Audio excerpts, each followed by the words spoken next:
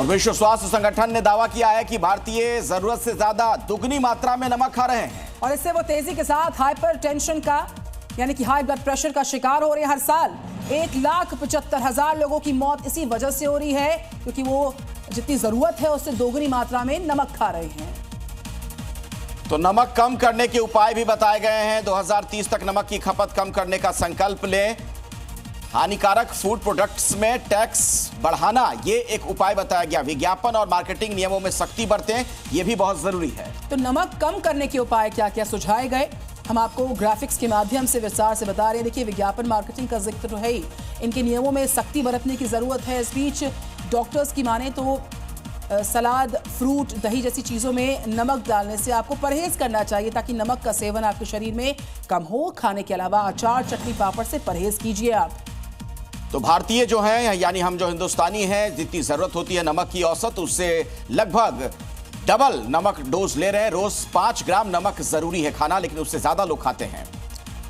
तो आयोडीन नमक की बात करें, साथ ही जो सेंधा नमक है, रोज मिनरल्स लेना जरूरी है। साथ ही रोज 140 ग्राम आयोडीन जरूरी है। ये जरूरत की बात हो रही है, लेकिन इससे दुगनी मात्रा में हमारे शरीर में नमक जा रहा है जो कि खतरे की घंटी है। इस बीच घर के खाने में 80% नमक घर के खाने से आपके शरीर में प्रवेश कर रहा है और बाहर के खाना अगर बात करें तो 20% नमक बाहर के खाने से आपके शरीर में प्रवेश कर। और अगर बात करें हम पापड़ की, चटनी की, अचार की, जो हम अक्सर अपने खाने के साथ ऐड कर लेते हैं चीज़ों को, उससे ये सेवन और दुगना हो रहा है। साथ ही बाहर का खाने में रेस्टोरेंट, स्ट्रीट फूड्स और स्नैक में भी नमक बहुत है।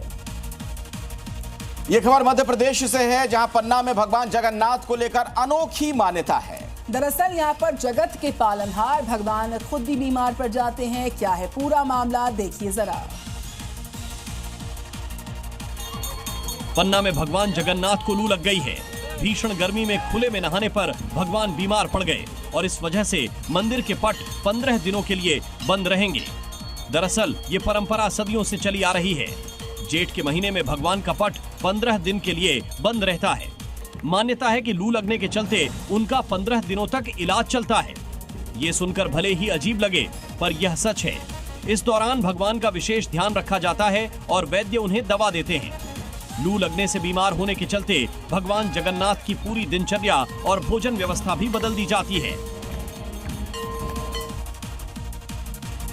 दिल्ली की सीएम रेखा गुप्ता ने केंद्र सरकार का शुक्रिया अदा करा, एक्स पर पोस्ट किया है। उन्होंने कहा कि केंद्र के सहयोग से दिल्ली सरकार को 1.25 लाख करोड़ रुपए की सौगात मिल गई। पहले फेज में 35,000 करोड़ के काम हुए तो वही दूसरे फेज में 64,000 करोड़ के काम पूरे होने वाले हैं और आगामी योजनाओं के लिए 24,000 करोड़ की योजना तैयार है। दिल्ली के पालम गांव में हरिजन बस्ती में उस वक्त हंगामा हो गया जब स्थानीय निवासियों ने एक नया शराब का ठेका खोलने के विरोध में प्रदर्शन किया।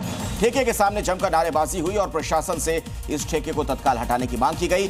प्रदर्शन कर रही महिलाओं का कहना है कि पहले से ही क्षेत्र में 2 शराब के ठेके मौजूद हैं, जिससे इलाके में असामाजिक गतिविधियां बढ़ी हैं। दिल्ली पुलिस की क्राइम ब्रांच ने मकोका मामले में वांटेड प्रदीप उर्फ सोनू को गिरफ्तार कर लिया। इसे पकड़ने के लिए क्राइम ब्रांच की जो टीम है उसने पिछले 1 महीने से अलग अलग राज्यों में डेरा डाले हुए थी। वो लंबे प्रयास के बाद उसे मध्य प्रदेश से पकड़ लिया गया। अवैध शराब बेचने, संपत्ति पर कब्जा करने, कई गिरोहों के साथ सक्रिय संबंध होने के कारण दिल्ली पुलिस ने इस पर मकोका लगा दिया था। दिल्ली के महाराजा सूरजमल मेट्रो स्टेशन के पास पुलिस बूथ में अचानक भीषण आग लग गई। देखते ही देखते आग ने पूरे बूथ को अपनी चपेट में ले लिया। आग लगने की वजह शॉर्ट सर्किट को बताया जा रहा है। वहीं दमकल की 2 गाड़ियां मौके पर पहुंची। काफी मशक्कत के बाद आग पर काबू पाया जा सका है। दिल्ली के पालम विधानसभा क्षेत्र में जी न्यूज की खबर का असर नजर आया है। फ्लाईओवर के पास जलभराव की पुरानी समस्या अब खत्म हो रही है। जब ये मुद्दा बार बार उठाया गया तब प्रशासन ने इसे गंभीरता के साथ लिया। पीडब्ल्यूडी विभाग ने भी अब तेजी से नाले और फुटपाथ की सफाई का काम शुरू कर दिया है।